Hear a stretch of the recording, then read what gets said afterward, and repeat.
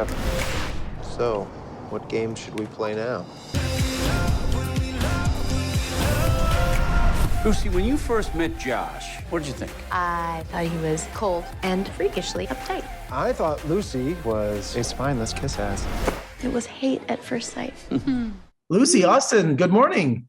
Good morning. Good morning.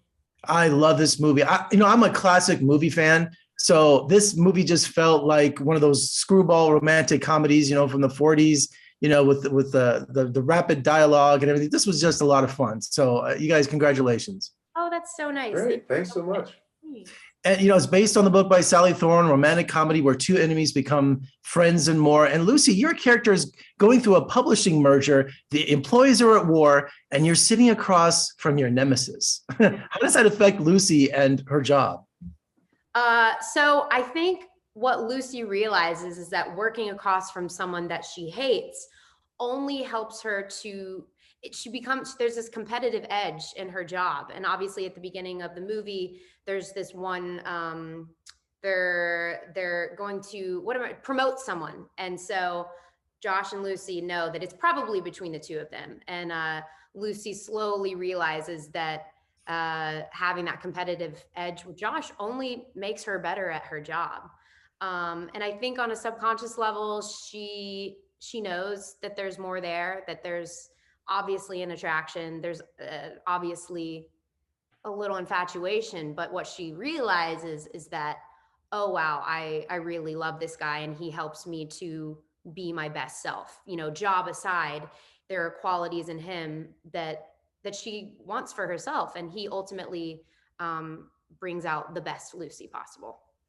And Austin, Josh is an overachiever. His desk is well organized. He's all business. But I love the line he thinks he's not hated, but he's feared. Ooh. I think Josh says a lot of things that, he thinks are incredibly profound.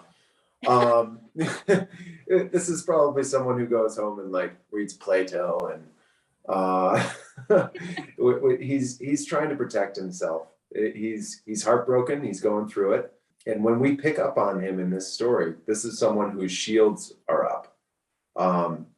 He feels like he's misunderstood by most of the people around him, certainly by those who are supposed to understand him most, his family. He has trouble reaching out to others for help. He wants to do it on his own and prove to himself that he can step away from his father and the expectations of his father. And so this was a really complicated, deeply emotional character in the middle of a romantic comedy. And that's what makes him so great, is that he's being drawn out of his slump and his dark side, so to speak, by this bubbly, energetic, bird that sits across from him.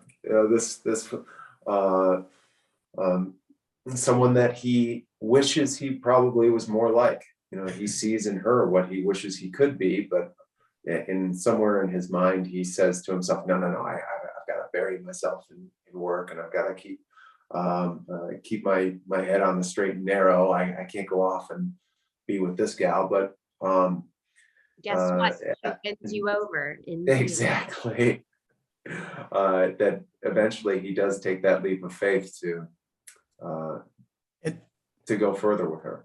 And finally today, I wanted to ask you, Lucy, about, like I said, classic film, Hepburn and Tracy. Your confrontations have a rhythm to it. Did you guys kind of rehearse that? Because you guys have this rapid fire dialogue. That's perfect timing. We did get a little rehearsal time. I think knowing Austin helped.